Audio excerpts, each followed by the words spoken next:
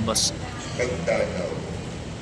Antipolo Mga Church. kapatid, tayo ay dumadalaw, bumibisita, pumupunta sa dambana ng Panginoon sapagkat alam natin na sa ating pagdalaw dito sa simbahan ay ang Diyos Grabe, ang ganda dito. mararamdaman natin ang kanyang pagmamahal.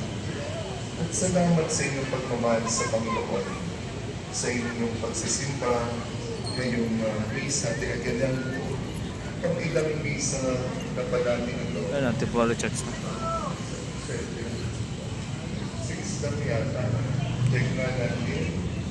Papalamang po ng ating na messages kapag tayo ay nakaalim na. Pag lima, hindi lima. Pag isa, hindi isa. Papalamang po sa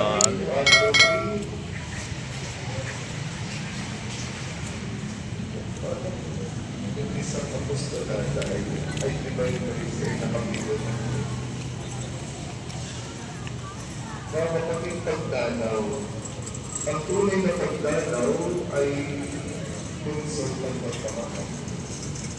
At may dalawang uri ng pagdalaw.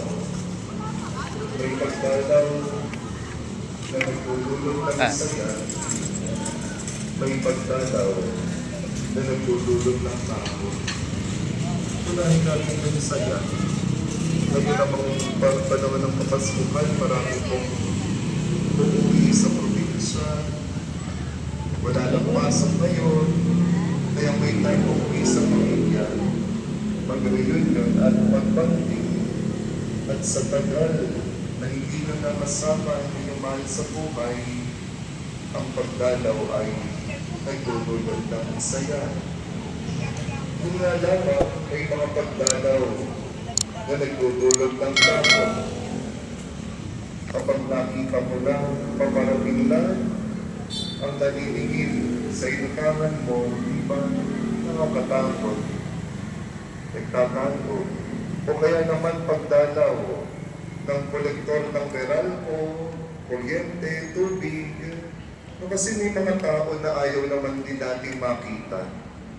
Ni anino nila, 6 a.m. ayaw natin makita. Pero sa araw na ito ay nadinig natin ang tunay na pagdalaw na bunsod ng pagmamahal. Imaginin nga natin yung dalawang buntis, si Maria at Elizabeth. Dalawang buntis na masaya, nagkita. Dalawang buntis na masaya at hindi nagsusuka. Buntis na puno ng tuwa at kagalakan sapagkat sila'y parehong nakatanggap ng sorpresa sa Diyos. Si Elizabeth, matanda at baog. Si Maria, bata pa, 13 years old, at wala namang nakasiping pa. At ganun sa ating buhay. May mga bagay na hindi natin inaasahan na dumating at ito ang galaw